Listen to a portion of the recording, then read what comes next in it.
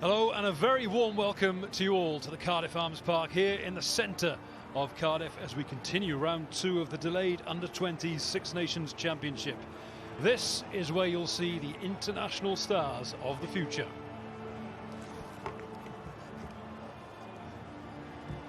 Well, we've already had a barnstorming fixture this afternoon in which England comfortably beat Scotland 31-12.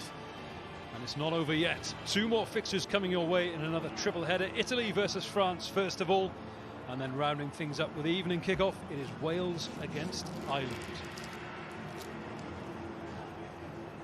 And England, with that victory over Scotland, have leapfrogged Ireland into first place. Maximum points from their opening 2 fixtures. 2 bonus point wins.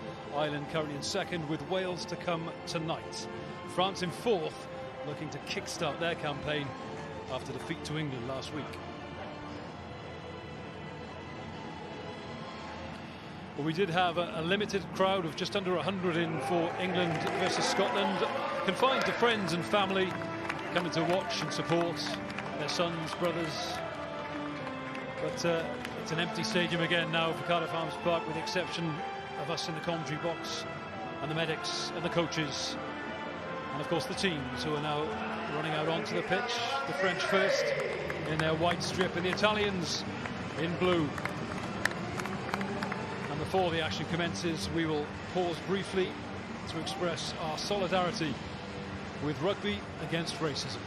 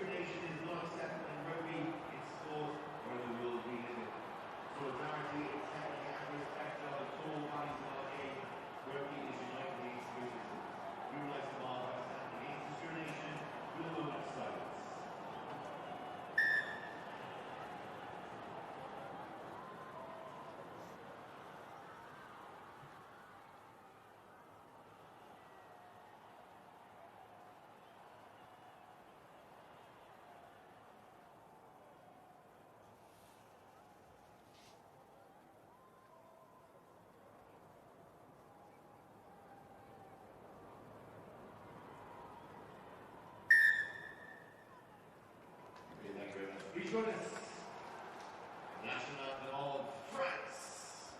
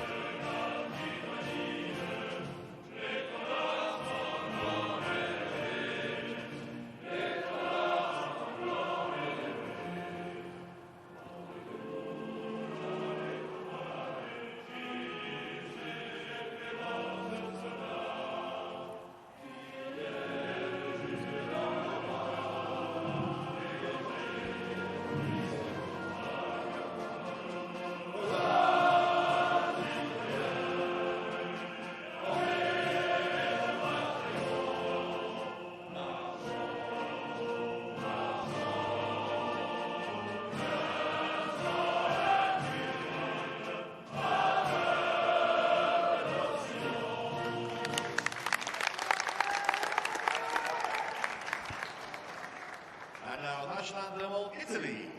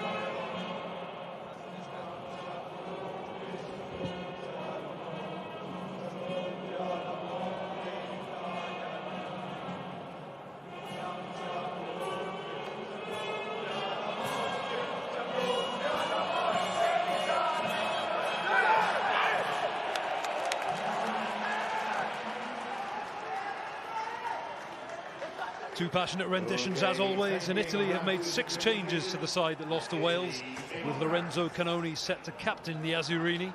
Leonardo Marin moves from fullback to fly half and will pull the strings alongside his Mogliano teammate Alessandro Garbisi. You'll recognise the surname, the younger brother of course of Paolo Garbisi, who starred in the Rainbow Cup final on the weekend, Italy's starting 10 of course. Whether it's rotation or a reaction to the defeat, France have rung the changes following their match against England. Head coach Philippe Boa changing 12 of his starting lineup. The likes of Matteo Garcia, Luis Biel-Biari and Thomas Ployet make their first starts of the championship. Unsurprisingly, the hat-trick hero Nelson Epe is retained on the left wing.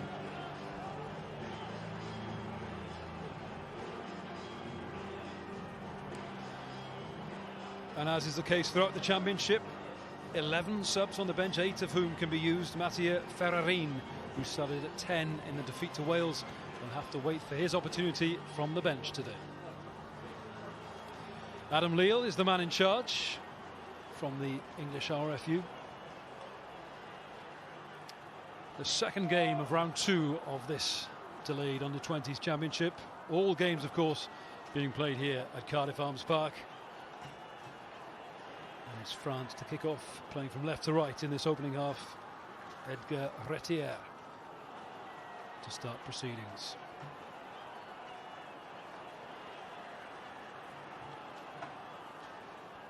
The sun has tried to come out today, but as yet still hiding behind the clouds here in Cardiff, but no rain, and just a little bit of a breeze, so conditions nigh on perfect. A shrill blast from Adam Leal signals the start of game 2, and Retier sends this one into the Italian 22.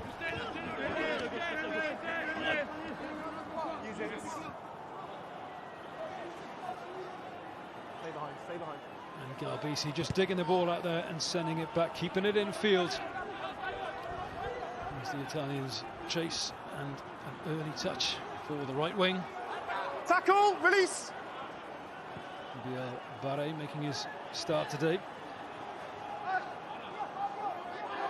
Varane, the big heavy second row pairing for France here today. Thomas Ployet, his partner in the second row.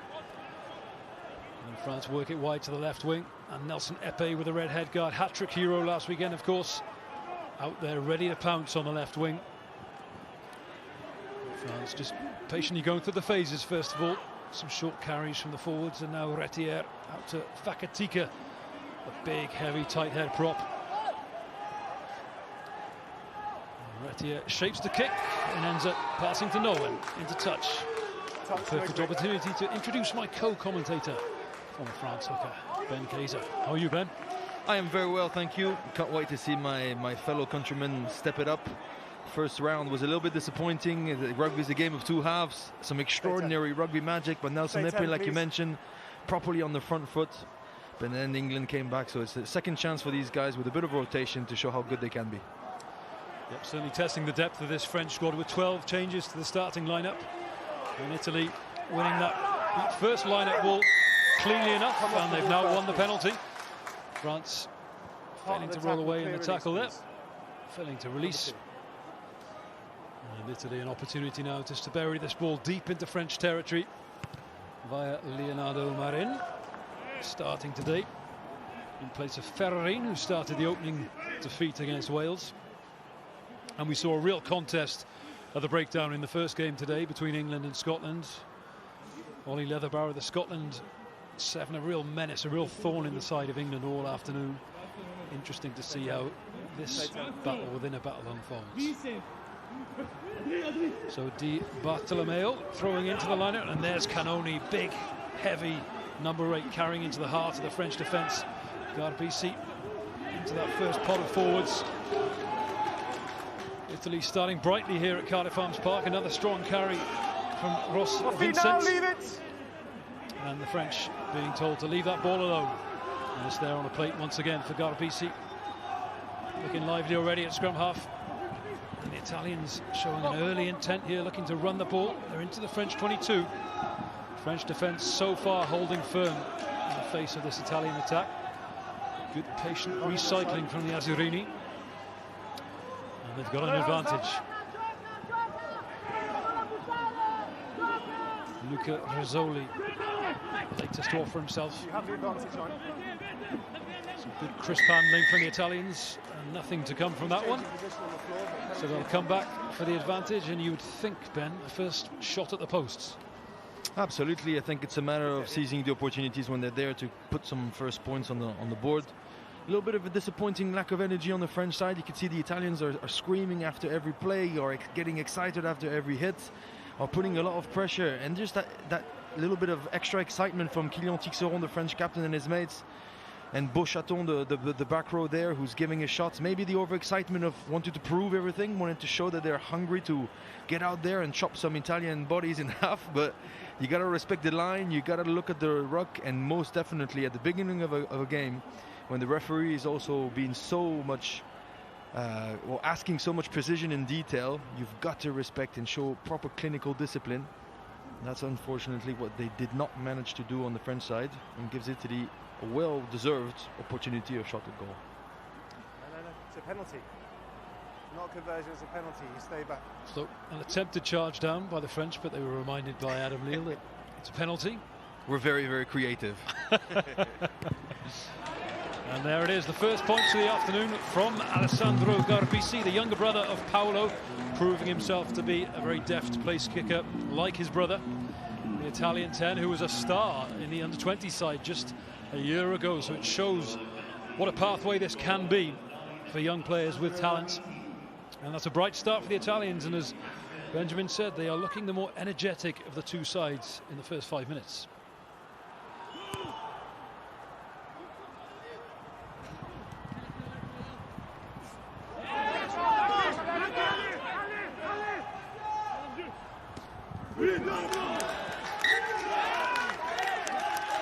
Now that's the pressure that you want to see.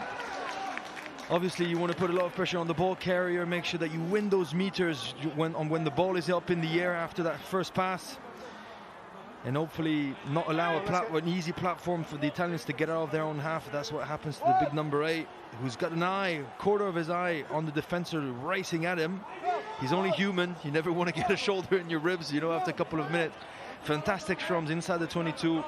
We're going to see everything that the French pack can bring, led by Benjamin Boudu, the replacement hooker at Clermont.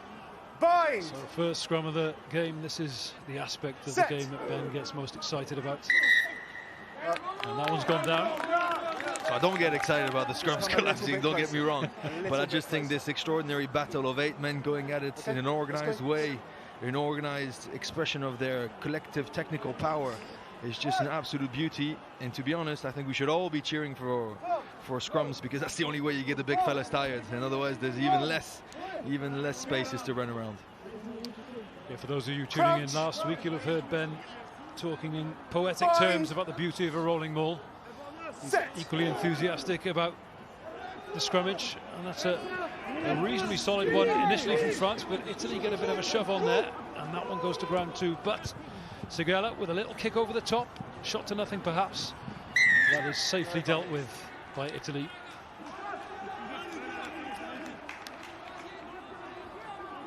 I think the only reason why Seguela decided to chip that kick is because there was penalty advantage. You want to have a go at creating something again against a very aggressive defense. It's usually the option, a little grubber kick behind or a little chip kick above to try to go around it. I actually thought the French got a little bit lucky on that scrum, to be honest, and to be completely fair, the Italians, on the loose head side in particular there, gave a proper good effort on it, and I thought the French right side collapsed. But for once, I'm going to completely agree with the English referee, which has to be a first. An exclusive here in under-20s rugby. Benjamin Cater agreeing with a scrummaging decision from an English referee. As he mentioned, Italy appeared to get a bit of a counter shove on, but it's gone in France's favour, and a first opportunity now to kick at goal.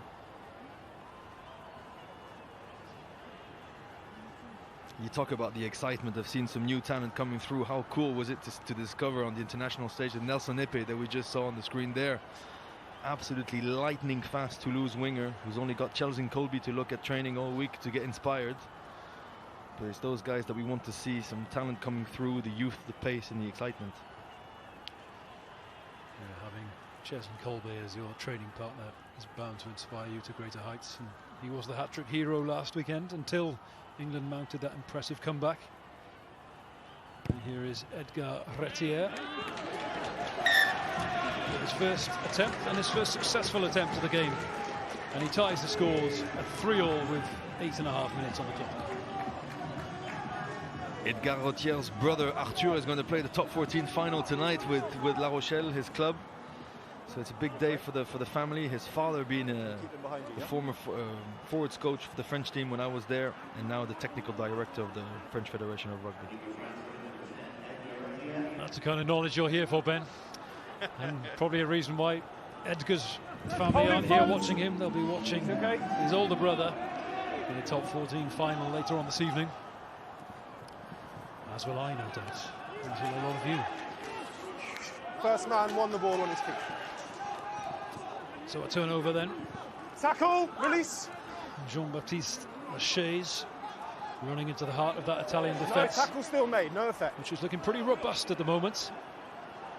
Seguela is digging the ball out to Retier. Full back into the line, Matteo Garcia. The ball's filled in contact there, and the Italians managed to gobble up the loose ball. Alessandro Garbisi. We'll go back for that knock on, and it will be a scrum down Italian ball Time off, please. on the Italian 10-metre line. Some big hits going in already, Ben. I was going to say, that is a proper hit from a fullback and a number 8. Kylian Tixeron feeling the pain of that hit. Just that little pop pass in the interval, boom! Perfect right shoulder shot, wrapped with the arms. But I think he must have caught him on, you know, those button ribs. That can be a little bit floaty. Kylian Tixeron absolutely feeling the pain. Let's just hope he gets back up, because losing Josh Brennan last week against England, who was the French captain, and then the follow-up captain, Kylian Tixeron, the number 6 for Clermont, would be a huge blow for the French leadership. They need that leadership to get back up from a disappointing start. They need the drive from the senior players. That's probably why the bench is actually so stacked up, with probably your starting 9 and 10 and number 8, so Ntamak and Nolan Le Garec, who just came back from his racing duty with the semi-final loss last week. Sorry. Okay. Yep, Josh Brennan. For those of you watching last week, you'd have seen him limp off with a nasty-looking ankle injury, which has ruled him out for the rest of the tournament. He was the captain of this squad. That duty has been assumed by Kylian Tixeron, who, after a bit of a dab with a magic sponge and some spray, is now back in the action. He was absolutely blindsided by Lorenzo Pani there, probably conceding at least 4 or 5 stone to him, but he made every kilogram count with that hit.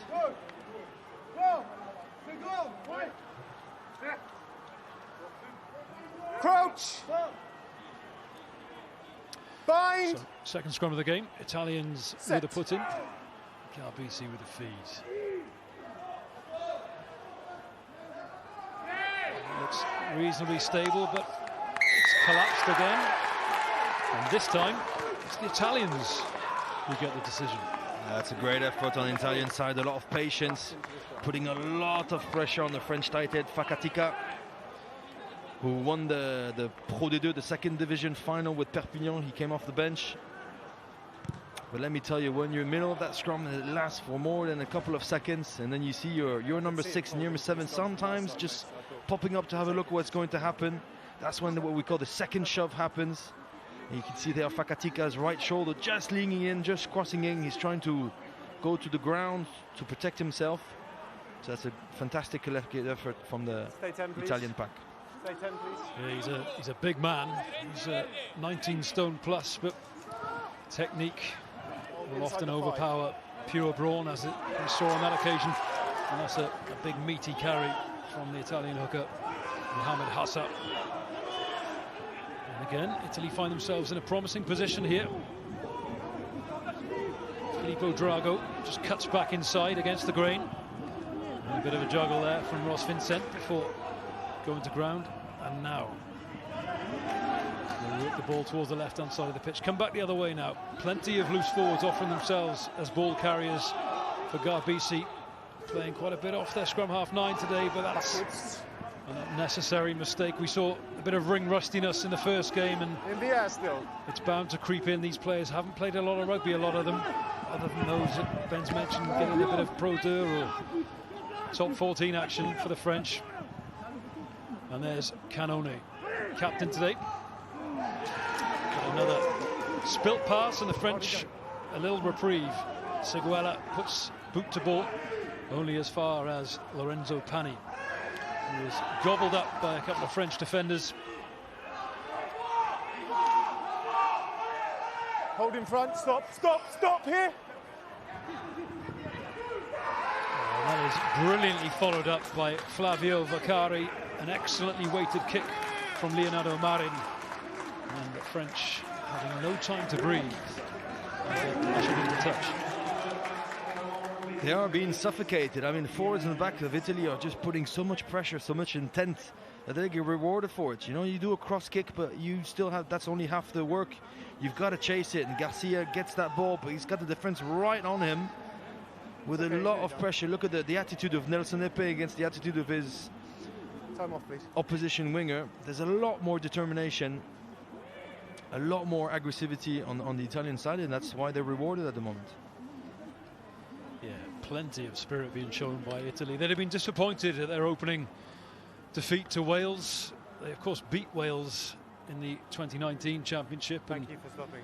Very much on an upward trajectory, these Italian under-20s. As I mentioned, several of them that starred in the last completed tournament have now gone on to receive senior honours. Paolo Garbisi among them.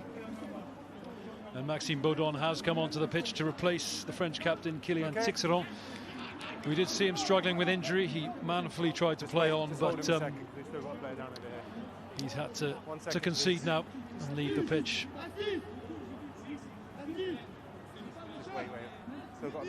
Yeah, Kylian Tixeron probably feeling maybe a shock on the hip or something, but you saw him try to go for another tackle, and he just simply waved his hand. He couldn't keep on going. So disrupted that line out to the French, and they've won the ball against the throw. But again, a little bit messy. It led to a knock-on, and it'll be a scrum to Italy. Bit of a scuffle there, and obviously tempers may flare. They did on a few occasions in the England-Scotland game. Frustration does creep into these games. So Italy, who won the last scrum, putting pressure on the French tight head Fakatika, will fancy their chances. This is a promising attacking platform.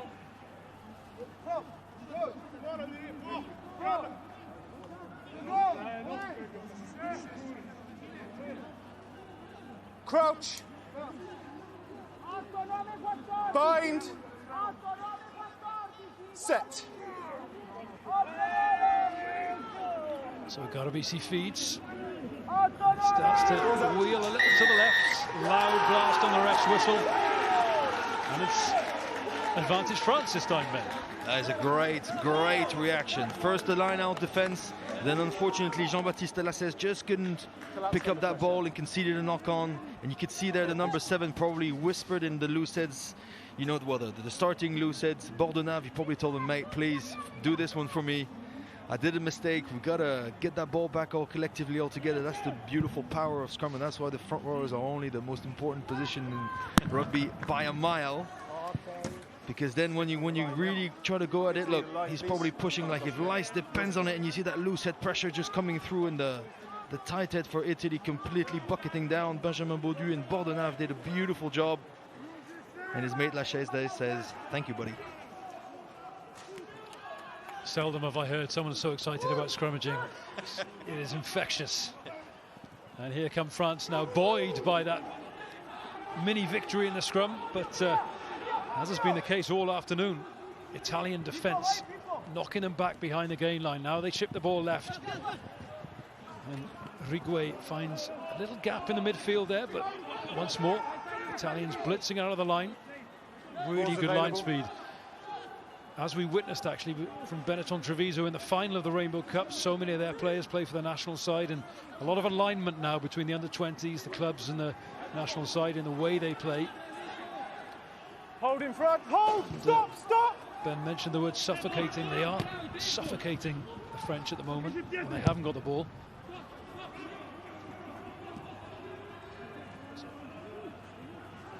That's Retier. Tells Garcia, this is mine. Runs back into the teeth of that Italian defence. Well done. Lovely, deft little offload there, but once more, Italian defenders just flying up in the face of the French and forcing the ball to be spilt. Here comes Fakatika. We've seen him in the tight. Hold in front. Stop here. His first carry on the loose. Stop. He stopped. Yep. And Retier decides that's enough time in our half. Let's put the ball in Italy's half and see what they can do with it. Outside. Italy, stop. So Marin sees a little bit of space, but that one bounces back towards the Italians and eventually rolls into touch. And we're pretty much back where we started. To be honest, we see a lot less offensive production from the French side than against England in the first half. It could be a little bit disappointing, but it's all fair play to the Italian intensity in defence. They're forcing the turnover and the kicking game, which I think actually can be a strong strategy. I think clearly the Italian defence needs to be weakened physically, so they need to be forced to run and empty the tank of the energy levels a little bit, because at the moment they're putting too much pressure. They certainly are. So France win the line-outs, and Retier again finds himself harried and hassled by the Italians. Offside. But on that occasion, they were offside. And it's quickly taken by Retier. Okay, he's on now. And the Italians got to be careful here. They retreat back 10, they do eventually, but the French now on the front foot and into Italian territory. Gaeton, Garcia into the line. Advantage being played to France now. He's going from the side. You've got to come through the gate. So the Italian player not coming through the gate. 12 from the side. There's their inside centre, Fabio Schiabel. So a chance now for France. Great little initiative from Retier, who then ends up putting the ball wide, and obviously we see that penalty for the tackler not releasing before he goes to the ball. Probably part of the tackling area, which allows the French number 10 to then kick in the corner and get the responsibility to his pack to organize a beautifully orchestrated driving maul 15 meters away from the line. But they're not going to get a chance to do that because the ball spills loose and is gobbled up by the Italians. For the knock-on. And I jinxed it. Stop in front. Commentator's curse. And a reprieve for the Italians then, and the French will be frustrated. We saw plenty of that in the opening fixture this afternoon. Promising attacking positions from both England and Scotland being wasted, and the French will be really frustrated. Their opportunity from the penalty. They'll have another line out, but they're about 20 metres further back downfield now. Benjamin Boudou, that's much better, going into the hands of Thomas Ployet. The blonde-haired lock forward, and now Seguela bringing his centres into play. But once again, Italian defence is absolutely suffocating, forcing Seguela now to kick through. Tackle complete, then he stripped the ball. So, technical infringement there. The Italian stripped the ball after the tackle was complete. And it gives Retier another opportunity, bang in front of the posts. And the French will get the chance now to take the lead. To be honest, I think that's a great outcome. I mean, look at this French attack. When you see one white jersey for two blue, that means there's more decision making on the French side, but there's more defensive read on the Italian side. They can almost predict where we're going to go. This driving mode wasn't particularly productive. The play was okay, was completely read by the Italian defense. So I think it's a good outcome. The French are trying to find their feet in this first half. They're trying to put their faces together. They're trying to worry this Italian defense, which at the moment has got way too much energy, way too much heart to be overwhelmed. And so the only way to do it probably is to provoke some lack of discipline, which, good for France, just happened.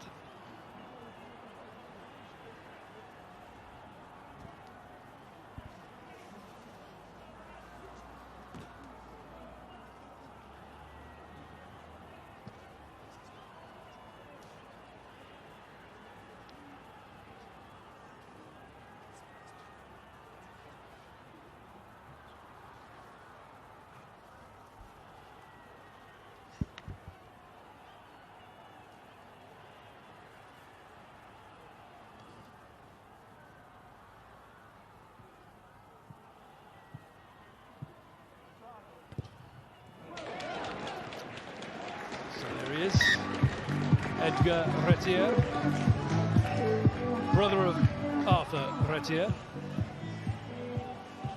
who, as Ben mentioned, will be participating in the top 14 final later on this evening.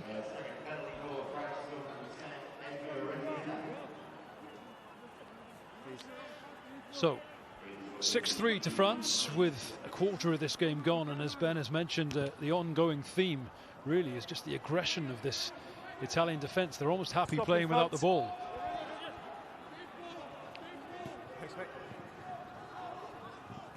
Hold in front, Italy, stop! Keep coming. Not a huge amount of distance on that kick. The chase was decent enough, but France have regained possession. Now Seguela to Retier, and Retier puts boot to ball down the throat of the Italian left wing, Simone Gessi. Not now, not now. Come on. Ball's still there. And a fiercely contested breakdown there, and a bit of confusion among the French as to the outcome of that one. Good contest, little knock on the floor. It's been given to the Italians, a scrum down for a knock-on as they were scrambling for the ball in that breakdown. That's a great scramble tackle from Baudon, the replacement back row from Kylian Tixeron, but then we heard the referee say, good contest, but a small little knock-on in the ruck. I thought it was a turnover on the French ball, but obviously I'm completely biased. See, so me being on the same page as the English ref lasted about 7 minutes and 30 seconds. That's about it. Bind! Eagle-eyed from Adam Lely. He was right on the spot there. It was the most delicate of knock-ons, but they all count. So here is Garbisi feeding the scrum, and the French have got a real shove on in this one. Picked up by Canone off the base. The Italians going backwards now.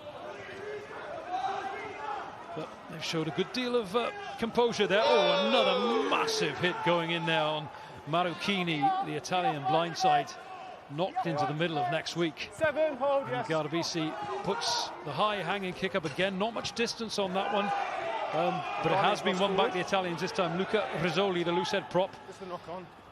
And Garbisi out to the centre. Filippo Drago, who slices that kick again. The Italian kicking game leaving a bit to be desired at the moment, but this could work out in their favour as France scramble back through Seguela. But a bit of panic in the ranks. An ugly kick there that will go down the throat of Leonardo Marin. He's got time to assess his options. And he passes to his fullback, Pani, who takes contact up to the halfway line. Little tip-on pass between the two props.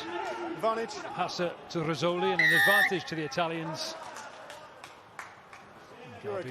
He's got a minute. Feigning 21, to run that one quickly, but they're on the halfway line. I'd imagine they'll kick to the corner now and see if they can get this driving maul working. Another way of assessing a team's determination and just raw power and anger in a game, obviously is the collisions, obviously is the line speed, but it's also the capacity to contest ball in the air. And at the moment, France are completely overwhelmed. France, stop in front! So, Italy failing to make touch. French keeping it in via their fingertips, so Italy will have to go again. Counter-attack from Pani, who's looking really lively from full-back, being given a bit of room to run. And here comes Ross Vincent. Quite a dynamic-looking back row trio Italy have gone today. We've seen all three of them carrying the ball strongly into contact. Garbisi has to dig for that one, and there's a hand on that ball. Again, no problem with you, but he... And the French will have to be careful here. They're giving away quite a few penalties at the breakdown, and the referee will lose his patience sooner rather than later, you'd think. 5 metres behind in the same line, Luke. Okay, no problem. Cheers, bud. Shot a goal. Definitely, I think the French staff will have a word with their players saying, do not put the ref on your bad side. I think that's a French way of saying it. But you also had another penalty for the high tackle here, but it was the same line, and this one's further forward, okay? Yeah, so 2 penalties in the same play. That's obviously another picture that you want to show to a referee, especially only 26 minutes in. Maybe less competing in the rucks, more line speed, a bit more smartness, at least for the last 20. Sometimes, you know, you just gotta let the storm pass by, show the ref that you're ready to adapt, and go again. We saw a similar situation unfold in the England-Scotland game earlier on. England on the wrong end of the referee's whistle several times. He issued a warning, and then they ended up with a man in the bin, Sam Riley, who ended up being man of the match. But the French will want to avoid a sin binning if they can. Alessandro Garbisi to level the scores. It's a nicely struck kick, but it just shades the right hand upright, so it will remain 6-3 to France here at Cardiff Arms Park. Please make sure you're behind the kicker. Please make sure. 3, 4.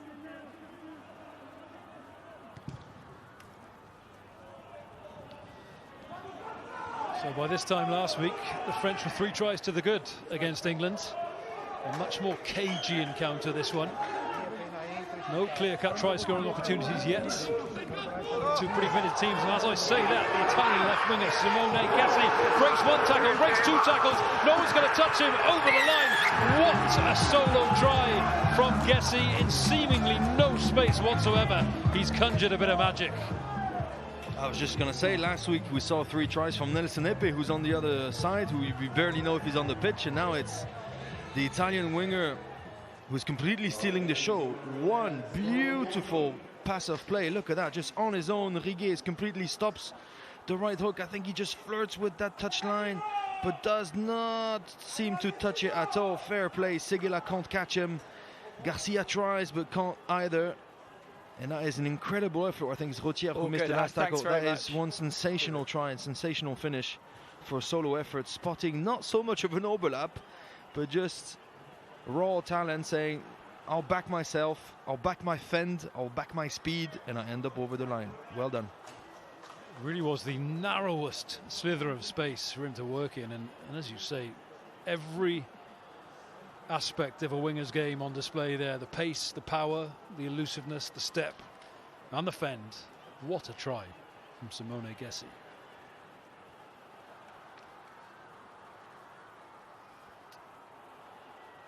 So Alessandro Garbisi, the right side for a right-footed kicker, but a bit of a banana bend on that one as it shades across the face of the posts.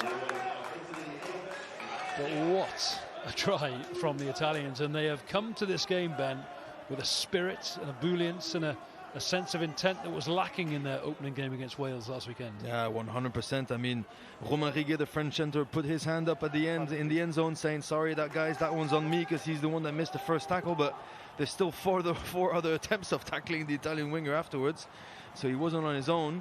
But look at that. When you just assess the collisions, assess the line speed, assess the speed of the rucks, at the moment the Italians are clearly leading the show. In front, don't go. And France are just barely hanging on by a thread.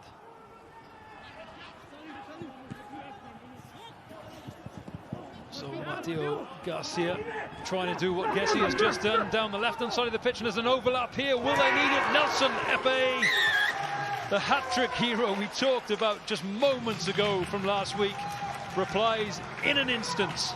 Anything you can do, I can do better. Just as I said that the France were hanging on by a thread, but that thread is big enough. But then Garcia show a beautiful inside step, defending just the last defender. That little offload for Lachaise, who then finds Baudon inside, who's going to play the 2-on-1 dummy and the offload. Beautifully done for who else than who other than Nelson Epe. That is a sensational reaction. I hope no forward pass is going to be declared there, because we're talking about millimeters. But look, that fend at the end or dummy pass to then offload in between 2 defenders by Baudon deserves at least 5 points. We're going to be extremely welcome for Philippe Boer, the French manager there on screen, and all his coaching staff, because France have been under pressure, but they strike back with a lot of passion. Yeah, it's changed the entire complexion there. Philippe Boer, as you say, would have been a worried man after seeing the Italians' onslaught in the opening half an hour, but that will very much settle the French. Fantastic build-up play from Matteo Garcia. Lovely footwork and the ball in one hand. And then the finish from the man of the moment, Nelson Epe. And this is Edgar Retier attempting to add the extras.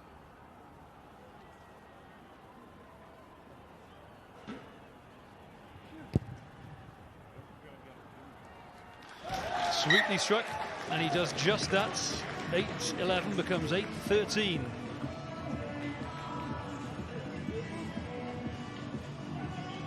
The ability to surf with the line, the ability to play with the defenders and just offload at the right time, and obviously to put the ball down when needed by Nelson Epe. Congratulated by all his mates. That's a proper relief.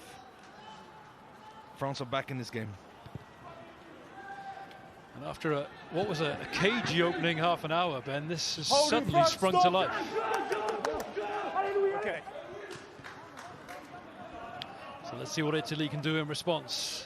And a powerful, determined run from Marin. And again, some delicate tip-on passes there, just getting beyond that first defender. And now a bit of space for the Italians on the left. Gessi again calling for the ball. Cut back inside from Filippo Drago. Gessi will definitely be hungry for more. A real contest for this ball on the floor now, and the French have ripped it away. And here comes the French right winger, Luis Biel-Barry. 21! And Romain Rigouet decides to put boot to ball, and Nelson Epe is herring after this one. But a loud blast on the whistle means it's all for nothing. It's such a shame. It was a fantastic decision. The backfield of the Italian side was completely empty. No, you don't stop, you carried on moving. But you don't stop, you carry on moving. Number 21, Baudon. You've got to be behind. It's a shame. The execution was perfect. Like you said, Nelson Epe was absolutely flying there. The kick and always running forward. You got to listen to the referee, especially if he mentions, you know, stop running. You got to show that you're slowing down. Even though you're creating a hole in your defensive line, that's fine. You got to respect the rule. I think it's one of those new rules that the referees also are pretty anal about. After fantastic turnover, it's on, but we don't want to overplay. We shift the ball, and then Rigouet decides to shift it. That left boot bounces beautifully, but now we're back in defense mode. So a massive sigh of relief for the Italians, because the sight of Epe herring down that left wing is enough to give you nightmares. Inside the 5 first. And now in the blink of an eye they find themselves back in an attacking position, though the French have got a decent counter drive on. The Italians trying to set up that rolling maul, but they're going backwards initially. Okay, use it. Now things have settled, but they're being told to use it, so Garbisi checks his options, and it's a little dink over the top. Ooh, just as Drago was running onto that ball. The referee blows his whistle, and it's penalty France for an Italian offside. But he was through there. He was through, wasn't he, Ben? He was definitely through. I think both teams are trying to employ the same counter tactic against a very strong defensive and aggressive unit. 13, offside in front of the So you try to do a little grubber kick we saw earlier by Segla. Now the Italians trying a little chip kick over. It's a matter of timing. It's a matter of coordination. But I think, yes, it's pretty fair. The Italian center was ahead of the kicker.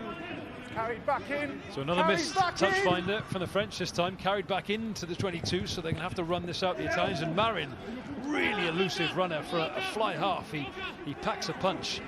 And he's done well there to get the Italians out of trouble and further up into the half. That's Garbisi, who's been an energetic presence so far at scrum half, being told to use it. He's shaping up to box kick, and that's a slightly deeper one. Well fielded by the French out to Retière, and they look to launch a counter-attack. Gaeton just cutting back inside, looking for the safety and comfort of his forwards. Stop in front, 5-1-4. Garcia puts boot to ball, and that will dribble nicely into touch, just shy of the Italian 22.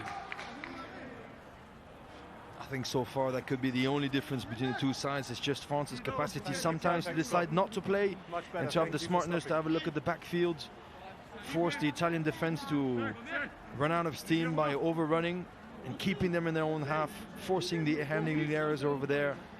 It's a much better sight for Philippe Boer and his coaching staff to see his boys, even without the ball, in the Italian territory rather than closer to their line.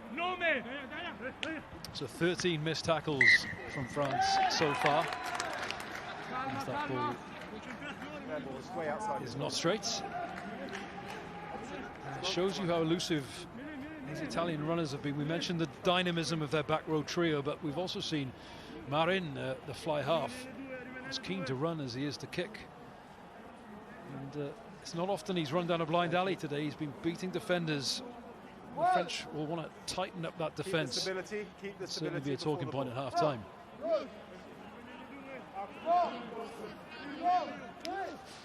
Another talking point is going to be to seize the opportunities. When you're 3.5 minutes before half-time, got a good scrum 25 meters out. You want to put a nice play. First, you need to set up a beautiful platform, obviously. Please don't guess for my call. You wait until the call. Wait and listen to the clear calls of Mr. Referee. Let's go quickly. Who are all absolute scrummaging experts. Of course. Of course. He's laying down the law here, is Adam Leal. Doesn't want any back check, doesn't want any early engagements. Bind. Set. So Seguela looking for stay on 9, stay behind the clean ball at the base of the scrum, and it's delivered to him by his number 8. But again, Italian line speed disrupting that French attack. And Epe back to clean up the loose ball, but the Italians have already gained about 10 metres on the French, pushed them way back behind the gain line. That aggressive, in-your-face defence really paying dividends. Retier. Garcia in the line, goes to kick, but it's deflected off an Italian player. Luckily, it lands back in French hands. And now the big number 6, Beauchaton. No way through for him there.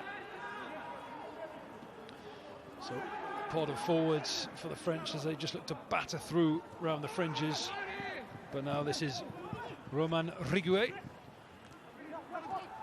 Again, another lively presence in that French midfield. His shock of blonde hair making him a conspicuous presence. Fakatika opting to pass onwards. Good defence from the Italians, but that pass has got away nicely to Biel Barry. Once again, advantage. Possession snaffled on the floor by the Italians. Another promising French attack has come to nothing. Yeah, no malice in it, but he has lifted him over the horizontal. That's a sensational turnover by Lorenzo Pani, the fullback who we saw chopped Kylian Tixeron in half and got the French captain to leave the field a couple of minutes ago. And Seguela, the number 9, getting pinged for then an offside. Good pass of play by the French. They're trying to provoke this Italian defense. They're trying to play up and shift the gear a little bit by, you know, those little pop pass off the floor to try to add a little bit of tempo. But after that sensational turnover, Seguela is pinged for that tackle. It's true that's a little bit with a lack of control. You got to be very careful where the Italian fullback's head lands, but I think the shoulders are touching the floor first, so he will not get in any extra trouble. Yeah, Lorenzo Pani, the Cavalieri player, really making his presence felt. He looks quite menacing with the ball in hand, big rangy runner, but also in defence and on the floor, he's a real nuisance. I must say, I'm very impressed with the physicality, the deceptive physicality of the Italian backs. They're all pretty tall and lanky. They definitely are not shy of a tackle. They're not shy of their good attitude and physical attitude in the rucks. And they're making their presence really, really felt.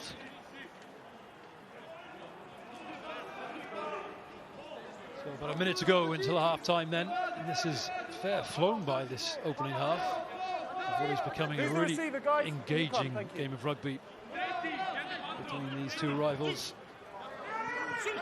De Bartolomeo into the lineouts. A maul is called. And a decent shove on from the Italians as this maul crabs towards the centre field. Advantage called. So it's a free play for Garbisi. And Gessi calls for it on the left wing. It's a nasty little chip, but it's well dealt with by Biel Barre. And Italy will come back for this penalty. It's a silly bend by Bordenave. You'll see him, he's on the corner of that driving maul, doing exactly what he's meant to do, control the corner to make sure that the Italian driving maul can't spin. But then he just reaches out with his right arm and grabs the Italian hooker, I think, who was there at the back of that maul, completely bluntly on the side, conceding a penalty, allowing the Italians to win 25 meters thanks to a good kick and to have another very threatening position just before half-time. Make sure the first man rips the ball, okay? No one so 10 seconds on the clock and a final opportunity of this half for the Italians to try to either draw level or sneak the half-time lead. Everyone stay back. Stay back. Tommaso Di Bartolomeo Lovely clean take at the centre of the lineup from Andreoli. Okay. And again, he looks to get this rolling ball moving. French penalised on the last rolling ball for defensive infringement. Now, though, they are wading through the middle of that one, making a real mess of this for the Italians. And unless they can dig that ball out, it's going to be advantage France. But no, the arm goes the way of the Italians. It looked like they disrupted that for all the world there, with that big lock forward swimming through Ben, but decision went the Italians' way. I actually think it was going to be just a turnover in French ball, because otherwise we would have kept on playing. But Thomas Ployer did a beautiful job. Listen, I think they saved the essential, which is keep that lead, keep on performing, make sure that we front up in defense, because the Italians are completely still in that game, are showing a lot of grit, a lot of heart, and a lot of talent, especially with their backs. Fascinating game unfolding here at Cardiff Arms Park. The half-time score, Italy 8, France 13.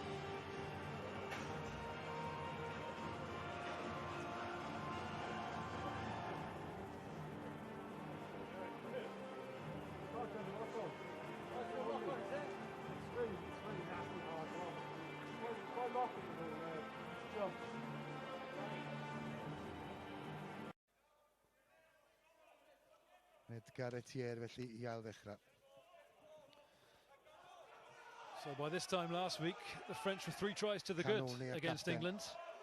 A much more cagey encounter, this one. No clear-cut try-scoring opportunities yet. Two pretty committed teams, and as I say that, the Italian left winger Simone Gessi breaks one tackle, breaks 2 tackles, no one's going to touch him over the line. What a solo try from Gessi in seemingly no space whatsoever. So by this time last week, the French were 3 tries to the good against England. A much more cagey encounter, this one. No clear-cut try-scoring opportunities yet. Two pretty committed teams, and as I say that, the Italian left winger Simone Gessi breaks one tackle, breaks 2 tackles, no one's going to touch him over the line. What a solo try from Gessi in seemingly no space whatsoever. He's conjured a bit of that one. No clear-cut try-scoring opportunities yet. Two pretty committed teams, and as I say that, the Italian left winger Simone Gessi breaks one tackle, breaks 2 tackles, no one's going to touch him over the line. What a solo try from Gessi in seemingly no space whatsoever. He's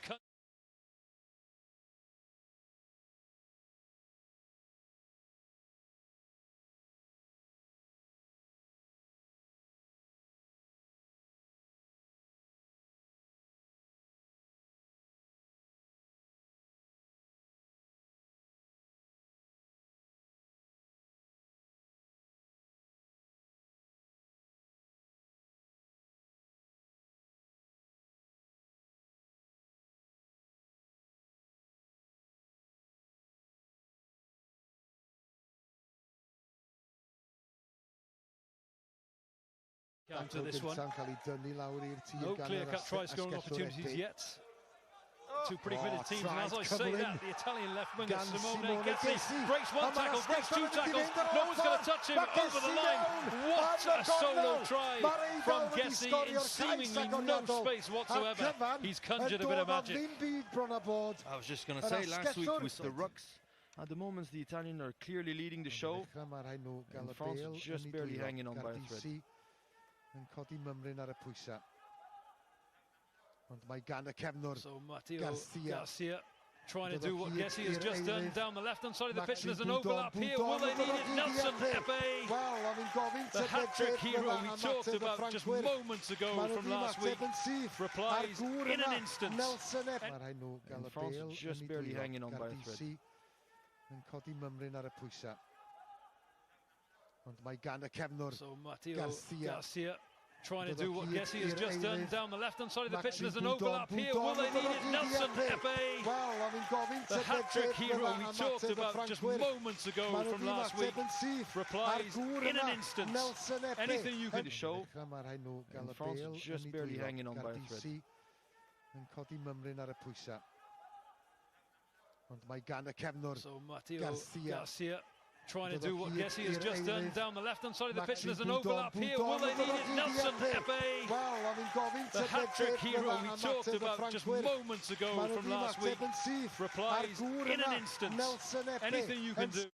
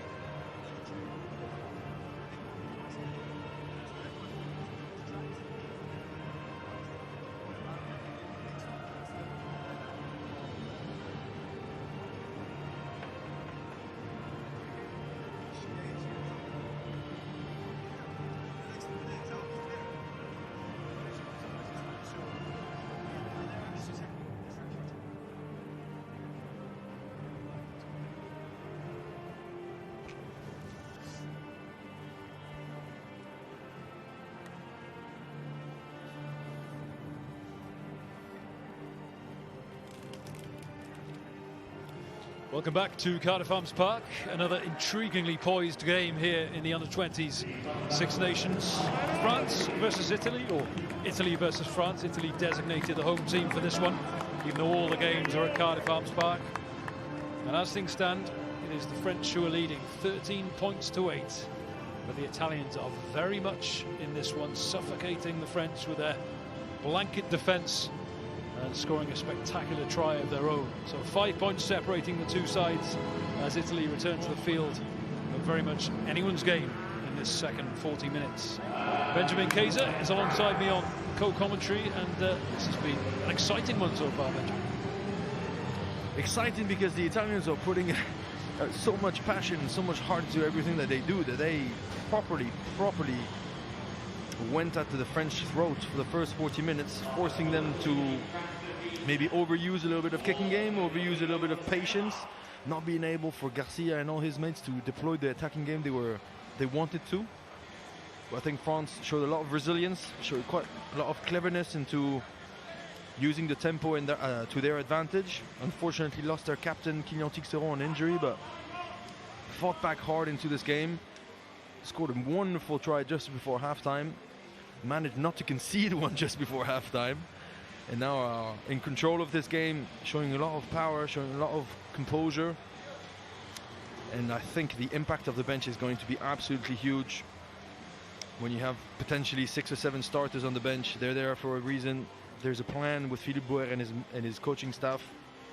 Get the big fellas like Adrien Varion and all of them to run around for 60 minutes, and then the support system is going to arrive later. Yeah, that could be critical, couldn't it? 12 changes Philippe Bouer made to the side that lost to England, and as you say, many of those on the bench today would be regarded as first choice, and the Italians will be wary of that. They'll know that the reinforcements will be coming at some point. 11 subs on the bench for these under-20s games. Only 8 can be used, but it gives you the opportunity to mix and match on the bench as we await the start of this second half. Referee Adam Leal has just been kitted up with his ref mic. Yeah, just take it. Try again, man. Yeah, I've got you now. And Elliot Yemzi has been brought on for the French, replacement tight head. So it looks as though Akato Fakatika has been replaced. So he's put his shift in. We talked about the impact of the subs. We've had 1 already at half-time. Potentially another 2. It looks as though Nolan Lagarek has also come on. Back from Racing 92. Another one with top 14 experience. So the French, couple of changes already. The Italians appear to be as they were at the end of the first half. And a first touch for Romain Riquet. And a first penalty to France in this opening 40. I think it will only be a matter of seconds before you feel the impact of Nolan Le Garec on this game. He's regarded as one of the hottest prospects of French rugby. Number 9, originally from Brittany, the club of Vannes, who is doing very well in the 2nd division. Then got picked up by Racing Metro, but obviously with Teddy Ribaren, Maxime Machenot, he's not getting as many minutes as he wants, but he is very good with the foot, incredible in attack. I'm completely biased, but I think he's very good, and he's looked after. And there he is with his first touch, spinning it out to Romain Riquet in the French midfield. As France advance now into the Italian half, but that pass not finding its targets and drifting harmlessly into touch. Another frustrating start there for the French. The Italians will have a line out and a chance to clear their lines. Yeah, Thomas Ployer, the big lanky second row, doesn't necessarily have the best timing on that play. It's a shame. Coming back on the blind side, you need to be sharp. Bartolomeo with the throw-in, but it is stolen by the French, that one. And there's Romain Le Garec. Floated pass out, just getting beyond that Italian defence. Italian defence has been so aggressive, so the French may be looking to find some space on the outside of it, but that ball also goes into the touch on the other side of the field. You'd like a scrum. Knocked on by the French, so the Italians have the choice and they choose to scrum down. That's again an initiative from Nolan Le Garrec. He wants to put a lot of tempo in the game, playing that short side, trying to catch the defense looking or expecting them to come back the other way. But again, a tiny little margin of detail of timing. You got to time those runs. You can't overrun and force the pass. You got to wait for your time. Bind. So Alessandro Garbisi feeds the scrum. And again, twisting, turning, but the ball comes out and it goes into the midfield for Schiabel, who finds a bit of space there in that midfield. Offloads to Simone Gessi, scorer of that spectacular solo try in the first half. And the Italians now making some inroads into this French defence. Fabio Schiabel. Garbisi just tidying up the loose ball there. And penalty to the French. And just a little bit of afters. Frustrations creeping in between these two sides. That's a great turnover from Benjamin Boudou, because that was a great passage of play from the Italians, like you said. Lift on the ball. Attacking that defense, I mean, with so much pace. It's not so much the accuracy or the skill that they're ready to play, but there's their determination, the pace that they put to attack the line, take the decisions completely on the point of impact, and do it with so much grit that they're in there. But then a good chop defense, and you see Benjamin Boudou is the first one there, the Clermont hooker, and he gets rewarded for a good contest. Just great position over the ball there. 3 defenders trying to shift him. He clung on like a limpet, and this is France's reward. A line out in Italian territory. Retier out to Gaeton in the midfield. And decent quick ball from the French. Retier puts boot to ball now, and Garbisi should cope with this one. But a good chase for the French, and it's charged down. So the Italians were onside, but the French have got another penalty offside against Italy this time, and the French will continue to pile on the pressure into the Italians. You're never onside from the original kick. Nolan Le Garrec already looking a lively presence at 9, and looking a very authoritative presence as well, just marshalling his back line effectively already. I think Kylian Tixeron got replaced by Jean-Baptiste Lachaise, because he's the one pointing and asking for the 3 points after Nolan Le Garrec wanting potentially to go to touch. But we just saw that grubber kick by Edgar Rotier was just spot on, smart, clever. When the defense is so tight and so intense, you got to play around it, put the number 9 Garbisi under a tremendous amount of pressure. And the ideal scenario is when on top of that you get an extra penalty to potentially add 3 points and extend that lead.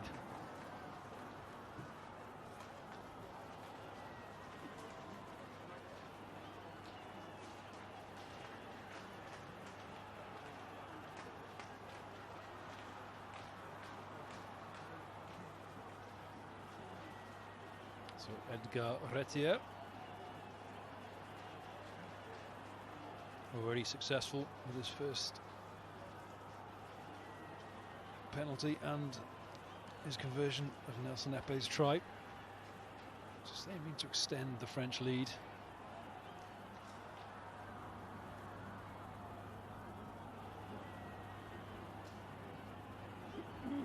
Conditions pretty still here at the Cardiff Arms Park, as he sends that one soaring high but wide of the post, so it will remain Italy 8, France 13.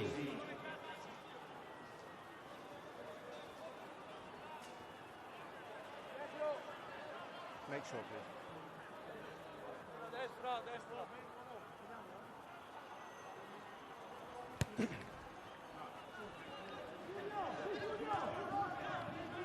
So comfortably taken by France, but another deflection, and the ball back in Italian hands, and a little bit of space to work with on the right-hand side, but Nelson Epe showing he's as good in defence as he's in attack, just dragging his bigger opposite number, Vakari, into touch. Yeah, to be a top-level winger, you got to do a bit of everything. You got to be the finisher, but also when it's one-on-one tackle, you got to push it towards the defender that never missed a tackle in his life, the touchline. So Benjamin Boudou And good clean line-up ball again from the French, quickly out to the midfield, and that's a fantastic break from Gaetan, who's really showing up well in this French midfield, an elusive runner. And it's got the French back on the front foot now. Quick ball, recycling is far more efficient in this second half. I don't know whether that's the presence of Le Garec, just adding a bit of urgency to the breakdown. But as I say that, Italian tackler getting over the ball, slowing things down and affecting a turnover. Good play from the Italians to snuff out what was looking like a decent French attack. That's a great combo. Filippo Drago with the low tackle. And I think it's Ross Michael Vincent, is that how you would say it? Who tackled beautifully and went to compete for the ball. Great passage of play on the French side, but again, the defensive setup is perfectly in place, showing a lot of aggressivity. Low tackle on the floor, number 7, ball is there. Nobody's want to get him out. Adrien Varion tried his hardest, but he just couldn't. Classic open side play there from Vincent. And the result is an Italian lineup just outside the French 22 and an opportunity to launch an attack of their own. Good clean ball, taken well. But immediately another technical infringement. The ball back behind 2 players. It's a long arm transfer. The dreaded long arm transfer. You're handing the ball back behind 2 players. To those who aren't familiar with some of the more arcane laws of rugby union, that is one of the ones that will bamboozle a lot of teams, but it is illegal. And it means France have another reprieve. Edgar Retier will clear his lines. Okay, so when you're coming down, the first man has to rip the ball. What you're doing is putting 2 men in and handing the ball back behind them. That's obstruction. Lorenzo Cannone just asking for some assistance from the referee in explaining that one. Yeah, so that first man down has to rip the ball. You can't put 2 men in front of him and then hand it over the back. I mean, the difference is absolutely marginal. You really can't see it if you're not paying close attention, but it's just another way to make it fairer for opposition to actually have a go at defending those driving mauls. This beautiful art of driving mauls in the line out. More. Both these lineouts functioning incredibly smoothly now. Still a more 9 all the way up. But again, these technical infringements are really starting to harm both teams now, just stopping them getting any kind of attacking momentum. Still a more. Just have a count. We've not got 16, have we? Adam Leal in the referee today from the RFU. No, we've got 15. Barking orders at both sides. Carry on. There's only 15. There's 15, yeah. There's complicated rules, but the rule to say that it's okay, you can only have 15 men on the field, that's a pretty simple one. So just triple checking. After all those changes, there's not 16 Italian players. And it's all good. But that's a shame. Nolan Le Garec, you can tell he's not part of the line out. And the line out is not finished until that maul clearly went forward. You could tell the referee tells him, 22, you're not allowed to come in. And he just crossed that line a little bit too early. Just the eagerness of the reserve scrum half coming onto the field, and that's a big tackle on Lorenzo Cannone as he carries hard into the French defence. Really dynamic ball carrier. Not the first time he's done that this afternoon. He's lying in wait again for the next carry. Here he goes, easily identifiable with a flowing locks and the headband. Garbisi, lots of willing ball carriers offering their services. Now it goes out to Gessi, try scorer from the first half, who looks to go around men rather than through them. Another nicely timed run from the Italian replacement tight head. But once again, holding on the floor, failing to release the ball, and another promising attack comes to nothing. There seems to be a theme developing here, Ben. That's a clever play by Nolan Le Garec, who's covering just that second field just behind the defensive line. The Italian prop number 18 runs a beautiful outside in line, but then he's a little bit isolated. Up, you see Nolan Le Garec, the skinniest dude probably on that pitch, but one of the cleverest. Sneaks in, puts his hand on the ball, a beautiful turnover. I agree, it's a bit of a repetitive sort of sequence, but that's what happens when 2 teams go hard in defense and want to put maximum pressure in the rec area.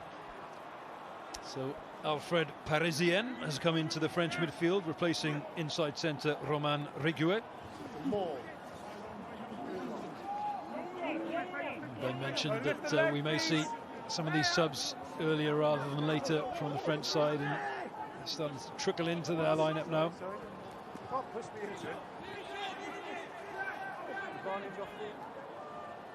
Still 13-8 the score here at Cardiff Arms Park. And now the French look to spin it wide. Gaetan out to Nelson Epe. Epe's got a bit of space on the left wing here. Will he kick? Will he run? He's eventually brought to ground and the ball spills loose, knocked on in the tackle. So relief for the Italians as Marin digs in. No advantage, knock on. Coming back under pressure. And a huge relief for the Italians, because whenever that man Epe gets the ball, Ben, everyone holds their breath.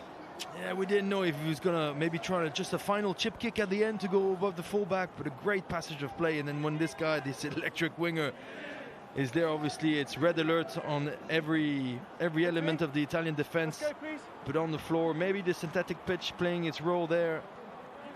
Couldn't keep the control and unfortunately conceded just a small knock-on that prevented his teammates to recycle that ball and just 5 meters out be able to potentially punch another hole in the Italian defense. Just shows when the French get width on that ball early and get a bit of space in those 5 meter channels, they look very dangerous indeed. Set. Especially with the finisher is brilliant. Control your weight, Nelson France. Epe. Early weight. Far side, early weight. Control your weight is the command from the referee, Ben. That's what my wife tells me every day post-rugby. Control your weight, Ben. But that's obviously for a different reason. Bordenave needs to control. You don't want to be on your toes and adding pressure before the engagement. So missed touch finder from Italy, straight into the grateful arms of Nelson Epe, who returns it. Running infield, and it goes on to the big man now, Adrien Varian. Another error, lots of errors creeping into the game now. A much more stop-start affair than it was in the first half. And we mentioned a bit of ring rustiness. A lot of these boys haven't played certainly together in combination with one another for a long time, and it takes a little bit of time to find your rhythm and find your groove. Yeah, but look at that step by Nolan Le Garec, is just trying to add that little sparkle. You could tell he was probably told at halftime, when you come on, mate, just have a go, show how good you can be, take your leadership initiatives. He almost found his partner in the 9-10 combination with Edgar Rotier coming hand-hand exactly in that hole, but unfortunately for France, not being able to control the possession. Yeah, Seguela seemed lively enough at 9, but as you mentioned, Le Garec has come on and added a real dynamism to the scrum half role. Already the back line for the ball before you hit. When French get possession, they just appear guys, that bit off, more please. dangerous. Let's go. Height and wait to the ball before the push.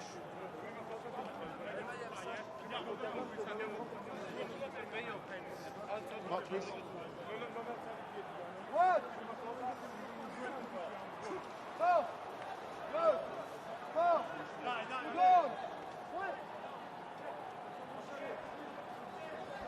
Crouch.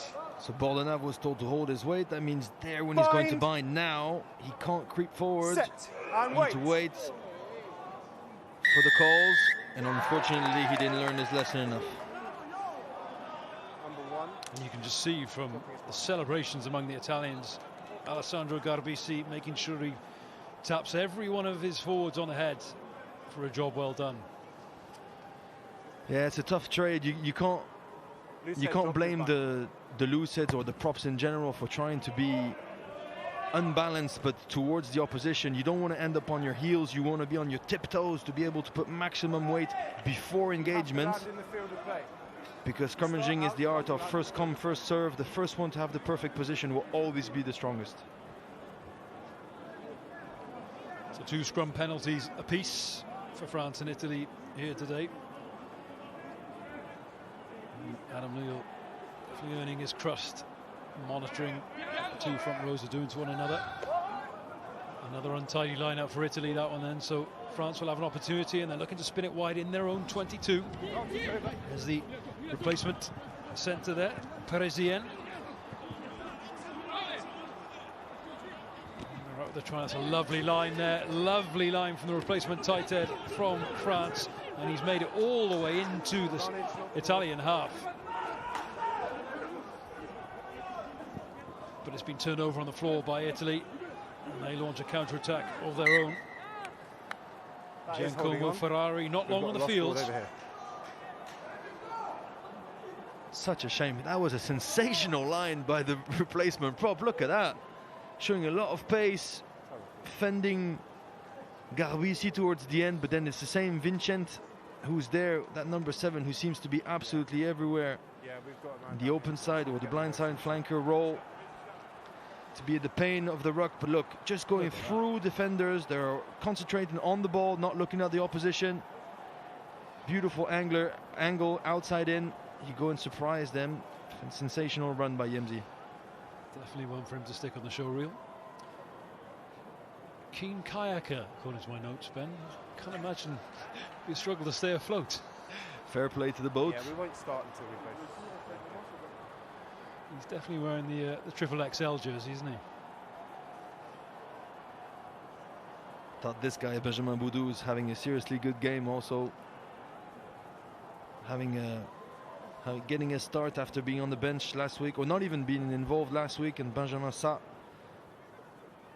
or Conor Sa, sorry, the starting hooker, the son of Benjamin Sa, a former prop, played beautifully well, but Benjamin Boudou, unfortunately, doesn't look like he's going to be able to play more. So this is Victor Montgaillard coming on for Benjamin Boudou, who is being helped off by the medics.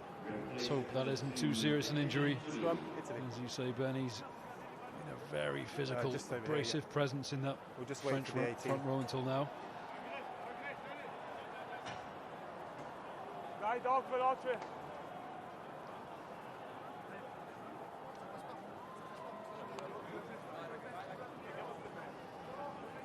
Let's just hope this doesn't become some sort of ongoing thread. Injuries piling into this French squad. Joshua Brennan.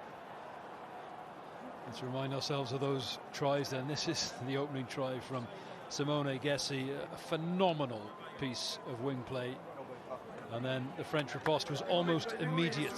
Mathieu Garcia with the initial work, and then Nelson Epe with the finish, a lightning finish for France. And it's one try apiece so far. France just edging things on the scoreboard by virtue of a more successful kick ratio. Crouch!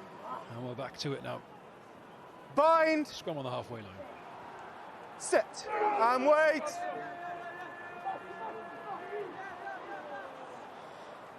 Both down. Use the ball, use it! Both front rows going down according to Adam Leal, so Italy told to use it, which they do. And here comes Lorenzo Pani, the rangy fullback again, causing a bit of trouble in the French defence, getting his offload away in the tackle as well. A bit of industry from Italy. There's Cannone, the younger brother, of course, of Niccolo Cannone, the 13 times capped Italian, ever present in Benetton Treviso. Rainbow Cup champion as of last weekend. All right, mate. All good, thanks. And here is Garbisi. Tackle! Another brother of a more famous Italian, Paolo Garbisi, of course, his brother, who's now played more games for the Italian national side than he has for his club, remarkably. Sorry. All right. So this is better from Italy. Bit more efficiency at the breakdown. Oh, and as I say that, just an unnecessary knock forward from Nicola Pianatella. No tackles. The big knock forward. And France now a chance, perhaps, to counter-attack. Retier running down a blind alley as things stand. A bit of support from his forwards, which he gets. Okay, use it. Now Garek. There's a big overlap here if they work it left.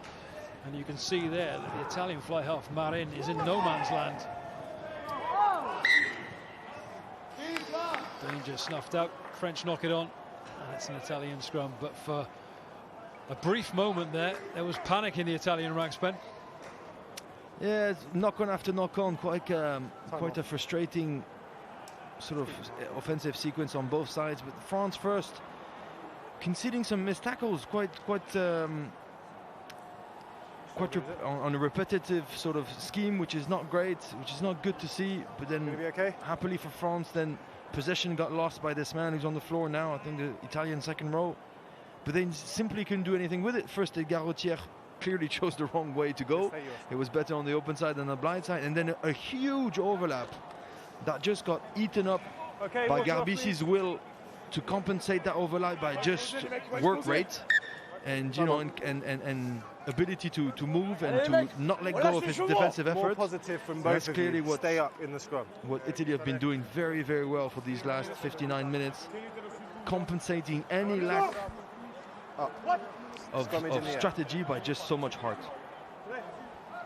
It's keeping them in the game, that's for sure. We're approaching the fourth quarter now, and Italy just a score behind.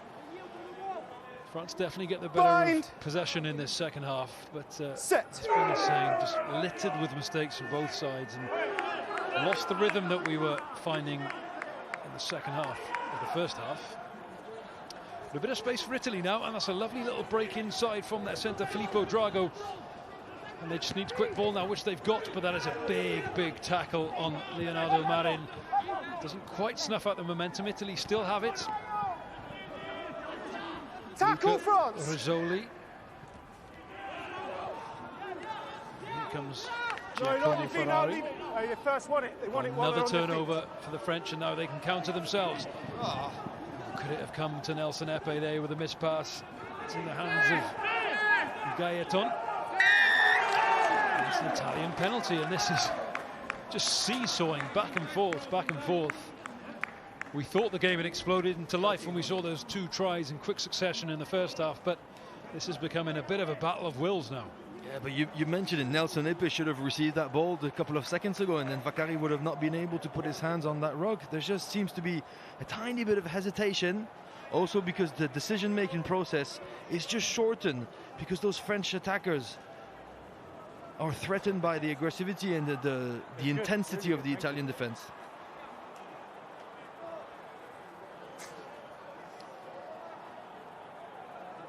So a promising position this for the Italians. Can they make this count? As Tommaso Di Bartolomeo throws long, and it's brilliantly received at the back of the line out. So will the Italians set up a rolling maul of their own? They've got their three-quarter line spread out nicely across the pitch. France defending quite narrowly on this open side. If the Italians can work it wide early, they may find a slither of space on the outside, but they're keeping it tight for the time being. Just rolling incrementally towards the French line. Garbisi is having a look now. Tells his forwards to keep going. The ball's hit the deck. It's now a ruck. So Garbisi releases the ball, and that's a good read from the French defence. Alfred Parisien just spotting out the line. But in doing so, he's knocked the ball on. Well, good job, Parisien actually had the ball, because I was afraid if that pass stuck, Garbisi was just finding two of his, well, he could have picked on any of his two centers, they were there in the hole. But Parisien did well to read that one. Maybe hurting, I don't know, his quad or his knee or his ankle or something, but he doesn't seem to be perfectly fit. It looks like it's strapped as it is, that right knee. Maybe he's aggravated an existing injury. Yeah, it's okay, we wait. Time's up. As Italy make another replacement in their front row. Number 17, Marco Spagnolo coming on. Your scrum, your scrum. That loose head prop to replace Luca Rizzoli. Okay.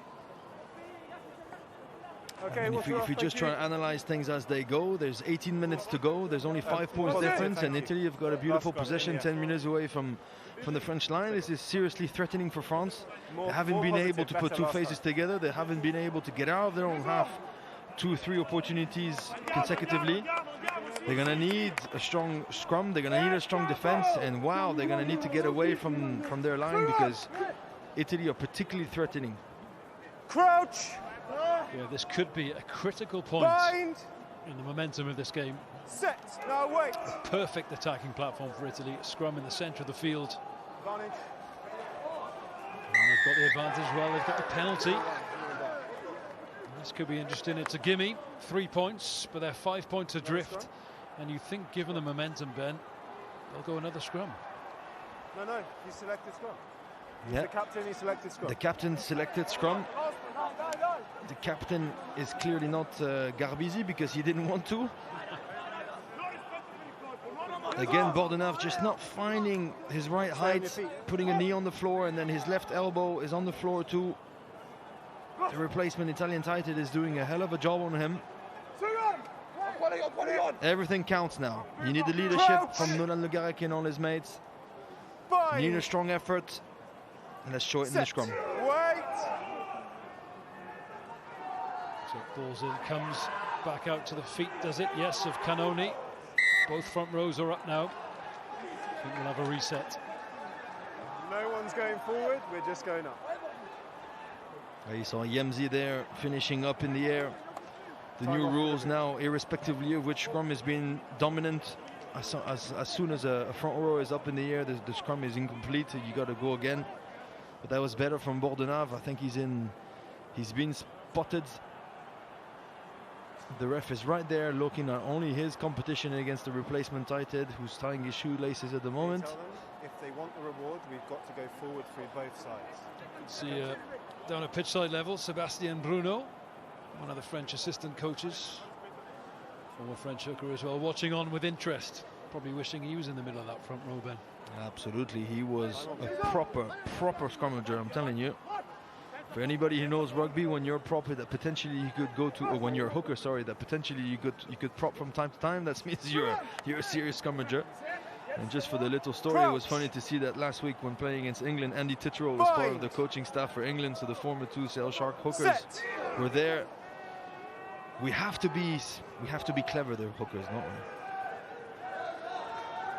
That scrum is a lot more messy, but the French aggressively counter-driving, and they've won the penalty. And look at this reaction from the French. All the backs coming in to applaud their forward colleagues, because let's be honest, that was a very threatening position from the Italians, and a chance to strike and potentially take the lead. And that could well be a turning point in this game. Yeah, sensational effort, especially from Bordenave. You know, that left side of the scrum. Bordenave has been at it for the last 65 minutes. He's doing a great job. And that was one of those key moments. You needed that shove. You needed to not let go. You're going to see the number 2 for Italy is the first blue helmet to stand up. And his whole right side is just getting absolutely piled. Sensational effort from Philippe Boer and all his mates. Just let me know when they're all done. As inspiring as that will be for the French, that will be really disheartening for the Italians as Thibaut Debayes comes in. Stay 10. The French number 10, who of course started in that game against England. Top 14 experience for Poe as well. But, the line-out goes astray once again. The French line-out malfunctioning at times this afternoon, and an attack now from the Italians. Lorenzo Pani getting the ball in a bit of space on the left-hand side, and if they can work this back quickly, take advantage perhaps of a disorganised French defence. Now it comes out to Marin. Always got an eye for the gap, the Italian fly half. Didn't lift the ball. Does like to run as much as he likes to pass, and there's Bartolomeo, the man at fault for the last scrum penalty. Reaches the ball back, but all of a sudden things have gone a little bit static for the Italians. The pace has gone out with their attack as the French reload in defence, but they still have possession. 5 metres or so outside the French 22. Little tip on pass, in danger of being intercepted, that one. But they've still got hold of it. It's the replacement scrum half on now for the Italians. Manfredi Albanese of Calvasano on for Garbisi. And another strong carry from the Italian back row into the heart of this French defence. Not making a great deal of ground, but they're holding on to the ball. French just in danger there, lying on the wrong side. As you see, wriggle back on the referee's command. And now the Italians are into the French 22. The ball spins wide now, and there's Schiavo. Advantage, 17 wrong side. Advantage for the Italians, so a potential shot to nothing here. And Vakari is on his own temporarily. And the whistle goes. You can't go like that, but is it your advantage anyway? So decision time for the Italians, a penalty in front of the post. There's still 5 points adrift. There's still 15 minutes left must roll out. on the clock. They opted for a scrum last time they had a penalty in the Italian 22, but they lost that one. So perhaps unsurprisingly, they're going to take the points.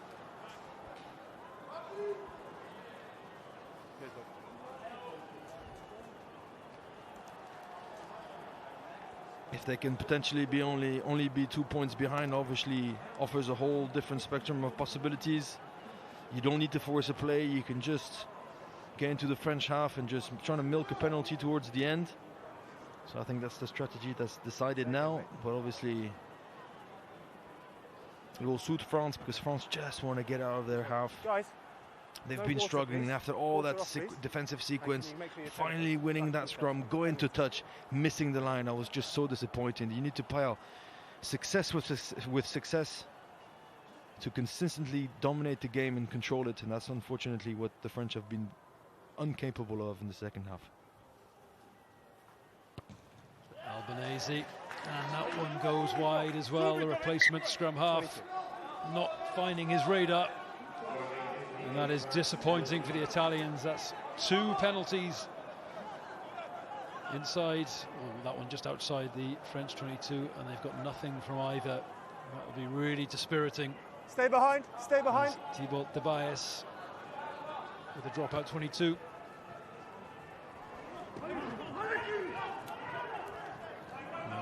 Canone, who's been a really physical presence in that Italian back row, leading from example, captain today, and it's been intercepted by the French. But is that an offside? Yes, it is. Offside call, 24 wide. My word, this game has seen a lot of whistle.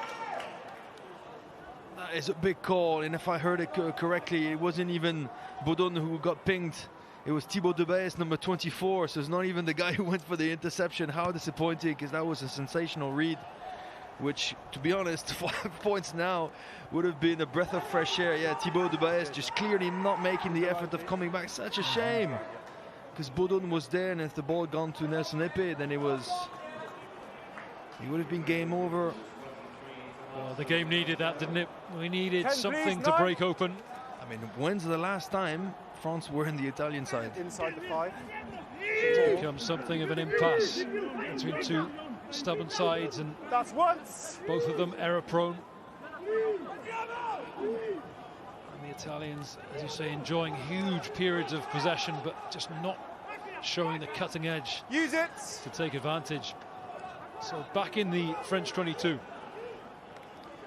Albanese just marshalling his forwards, not doing anything too risky at this stage, but now perhaps Marine can do that sidestep, offloading to the replacement centre, Menoncello. And the Italians getting ever closer now to the French line. Advantage. Ball was not out of the There is another penalty coming their way, so they'll have a free shot. Canone is looking for the ball at the back of that ruck.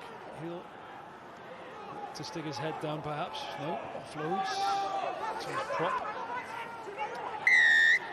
And there it is, nothing's coming from that ruck, so the referee calls penalty. It's bang in front of the posts.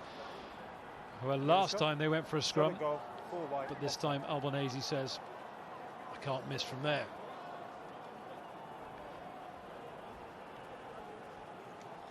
I mean, this Italian fly half has been very, very impressive. Leonardo Marin, consistent in attack, aggressive in his line attack, capable of just spotting some good gaps, good side steps, and then the offload beautifully for his center.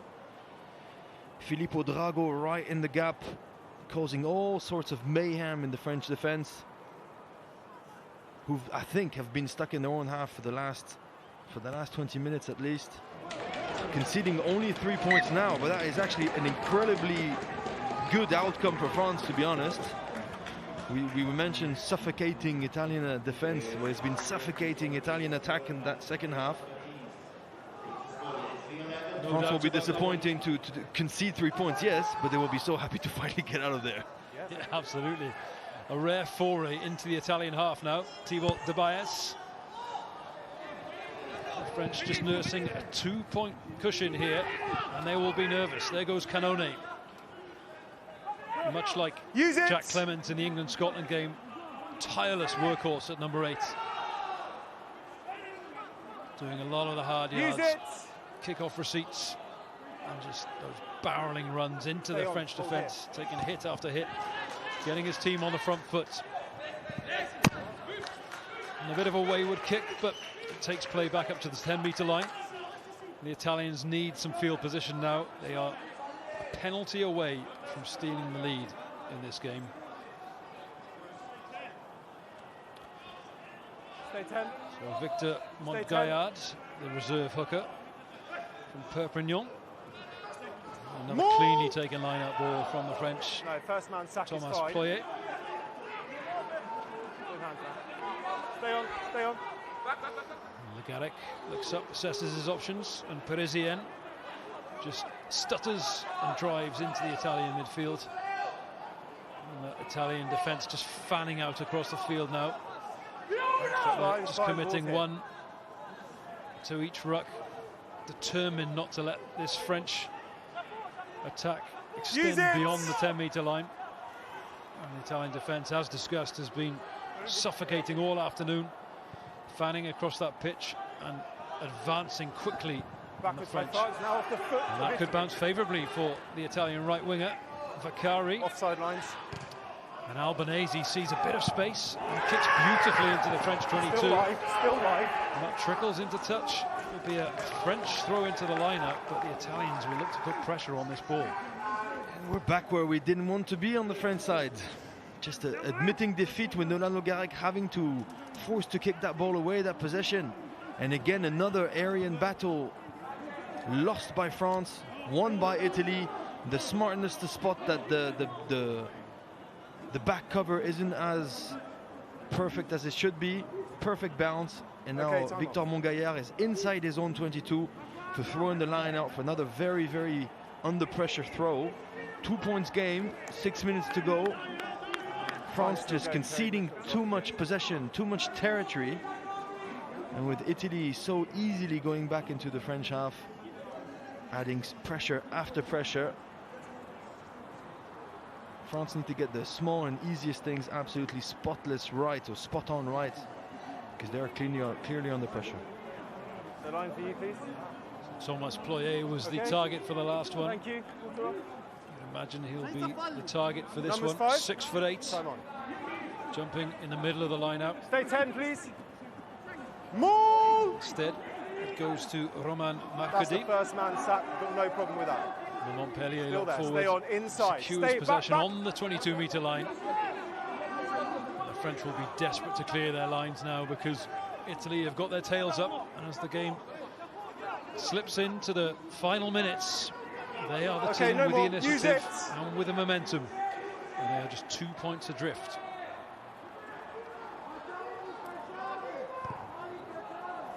So Legaric with the clearing kick, but it only gains them maybe 7-8 metres.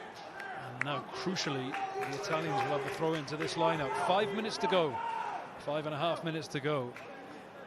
And the French will need to be squeaky clean now because they're in their own half, and any ill discipline that leads to a penalty will be in range for Albanese. 5, 6. Here we go, Tommaso de Bartolomeo. More inside the 5. It's well taken, and the maul is set up. And it's quite close to this touchline. The Italians will need to be careful. Down by blue! Down by blue! De Bartolomeo Stay on. and Albanese both at the base. Blue to ground. Use it!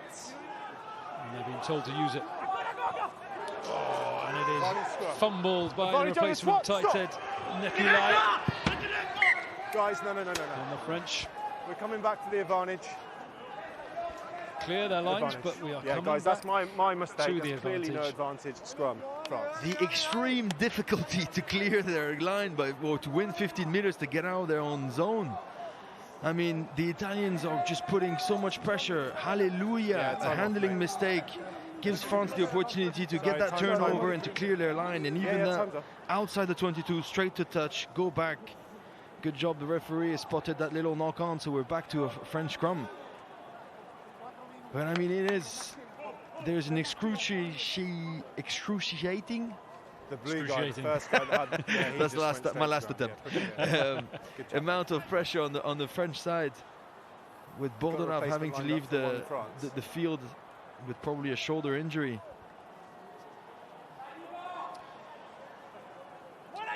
So some pretty telling statistics there. The French okay? having made more than twice as many tackles as the Italians in this game. And as is the way, when you make more, you miss more. Out of that 132 tackle for France, I reckon 131 were made in that second half. They just simply have not seen the ball. Fair play to Italy, who are showing quite a lot of energy in the tank to keep on going for 75 minutes and don't seem really to be dropping in their energy levels. Yeah. And as you predicted, Ben, quite a lot of reinforcements have already come on. We've got Le Garec has come on, Parisien in the midfield, Montgaillard, Okay. Elliot Yemzi. Yeah.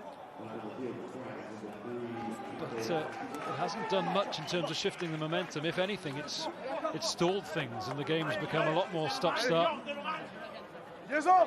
We thought we might be in store for a thriller when we saw those tries from Gessi and Epe. But it's definitely become a war of attrition since then. Crouch! See there, Fakatika coming back onto the field to pack down at tight head. Set! Wait! And again, nerves jangling now as the Italians get the shove on in the scrum. That looks a much more powerful one. Le Garec gets it away. 24, stop! Actually, stop, thank you. Gaeton clearing his lines only as far as the Italian fullback Lorenzo Pani, who's been a real nuisance all afternoon, real thorn in the French side. And the Italians look to play with a good bit of intent now in this last 2 or 3 minutes. You sense if one team is going to win this game, the Italians are the ones who are going to do it. French just clinging on now by their fingernails. Fakatika finding himself on the wrong side of that ruck, just scurrying back to the right side. Ferrari, the close quarter stuff. The Italians will just be looking to find an edge if they can. Albanese, No, he's off feet dummy now. into contact. So Marin to play scrum half in his absence. And the French now, do they contest these rucks, or do they make sure they've got enough men on their feet?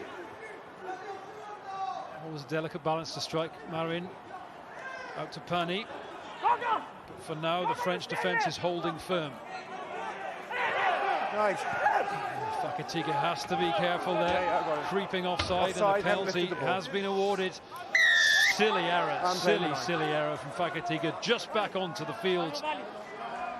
You'd think he'd be the fresher pair of legs. But that could be a very, very costly mistake. 2 minutes, 40 seconds. Time off.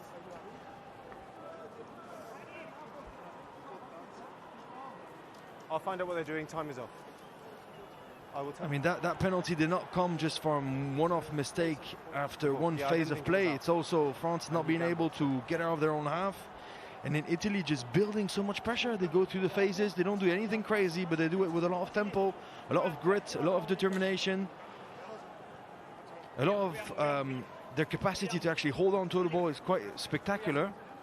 They're disciplined in the way of attacking, and now they've got a penalty to potentially take the lead 2.5 minutes before the 80th minute. Is your Which choice is definitely for goal, yeah? not what I want to see.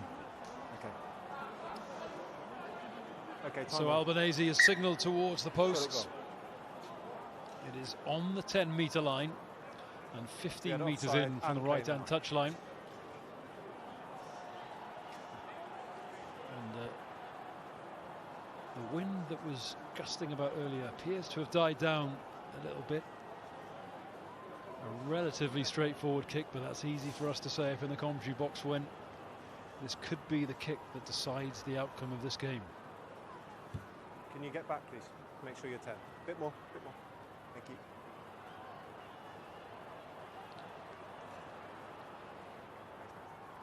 So silence at Cardiff Arms Park as Albanese prepares for what could be a defining kick.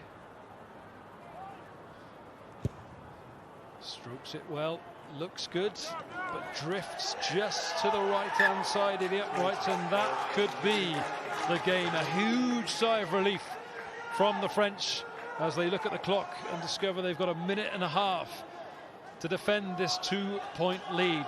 Thibaut Tobias with the dropout 22. It bounces first before Vakari can claim it, but the French now in possession. Never lifted the ball. And the destiny is in their own hands. They just need to manage this last minute. The time-honoured minute drill. No risks. Okay, use it. But equally, they need to pay attention to the referee when he says use it. 50 seconds. So rock. Use it, stay on your feet. Vakatika lining himself up for the carry. The Italians will be desperate to get their hands on this ball to try and force a turnover. But equally, they'll need to keep their discipline. Hint of a knock on there from Legarec. Fortunately for the French, it was deemed to have gone backwards. That's what you want. Dynamic carry from Matthias Haddad. Ball's there, use it. Stay out now. Legarec floated past, and the Italians just hurling themselves into the tackle now. They're on their feet. Desperate to disrupt the French, desperate for a turnover. Use it! Or to force a knock on. Legarec knows, turns to Tobias. There was a second left on the clock. It's now gone red, and that is the game. So a tense, nail-biting, nervous, jittery second half here at Cardiff Arms Park. Italy had all the possession, all the territory, but could not find the cutting edge required to get over the line. A last attempt from Albanese, drifting just wide of the upright. Lorenzo Cannone is the man of the match, the Italian captain who led by example, but that will be no consolation to him as he's ended up on the losing side.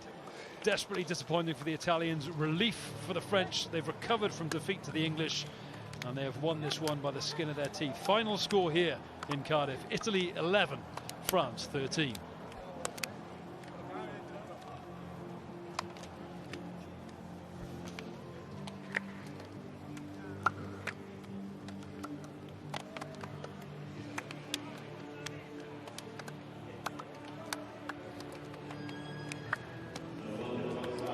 So relief evident on the faces of the French players as they're clapped off the field by their opponents.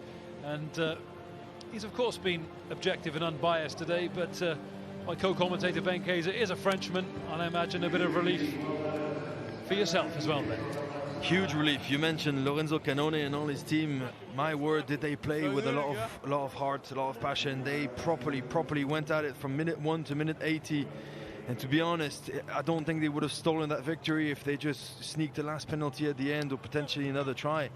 Fair play to France for holding tight, for showing quite a lot of resilience, for being able to stay at least just enough disciplined, especially in the second half. But I mean, you can't stay 36 minutes and a half in your own half and try to win a close margin game.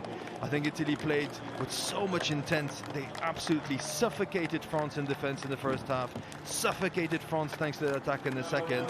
And you know, when you see those guys lining up and clapping the team, that's to say, boys, you guys deserve a proper clap because you properly gave us a run for our money today. Fair play to the Italian rugby for putting such a display of grit and determination. Now France go through an important win, and I hope they will learn from today. And I'm guessing Philippe Boer and his team of coaches will probably think that was the get-out-of-jail-free card for this tournament. Oh, well, 100%. I think after last week, the big defeat against England, a lot of things must have been said during the week. You wanted to regather, you need to rotate a little bit, but you still need to win. Obviously, that's the nature of the game. So they will be very happy just to sneak that one with a lot of humility to say, well done to the opposition. Now they move on. I think we can hear now from the man of the match, player of the match, Lorenzo Cannone, is with Catherine. Well, first of all, congratulations. You are the player of the match. Obviously not the win you wanted, but is it a game you feel that maybe you could have won this afternoon? Very physical game, very side. probably not the way we wanted. Huh? That's fine. Congratulations. Well done on your medal. Thank you. Yeah, thank you. Just a very quick one. I can't. A very no. I can't. Thank you.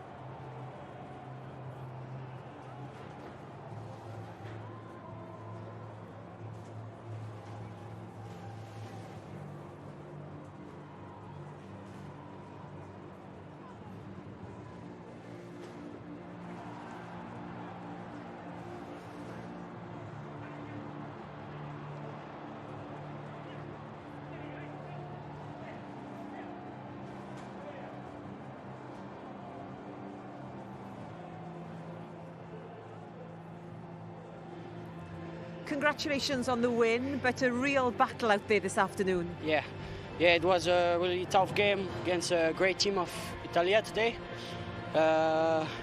We did some mistakes, but we're happy to win today because it was really tough. Yeah, how important to get the first win of the competition after the disappointment of last week? We were really disappointed about the defeat against England last week, so it was really important to react today. It's not the perfect game, but we win today, and it's a show today. Defensively, Italy were quite strong this afternoon. Did you find it hard to break them down?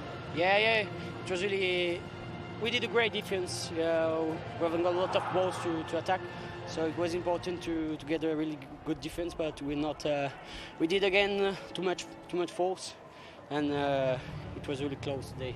Wales next week. Good luck with that one. Thank you very much. Bye. Merci.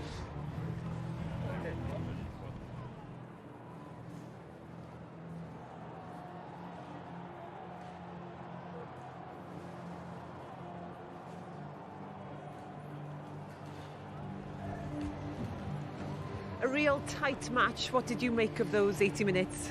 Yes, it was very hard, and we have to congratulate Italian team who do a very strong game, and we don't find a good key on the pitch to play in some areas where the pressure were less intense. So today, Italian defense win a part of the game. And it's a quick turnaround now before the next game. Obviously, you're in a little bubble. How are you managing with the circumstances that you're in with this competition? Yes, we must now be focused on the next game, Wales. We must maybe work hard this week to recover our running game, and I hope it will be better next week. Elements of the game you were happy with today, though, the character to score straight after Italy? Yes, we until the end we fight hard to keep this point, so that's good for the spirit. And some of our boys today take experience, some of young boys, so it's good too for the group. And you'll do your homework this evening and watch the Wales-Ireland match? Normally, we're going to watch this game, yes. Thank you very much. Thank you. you.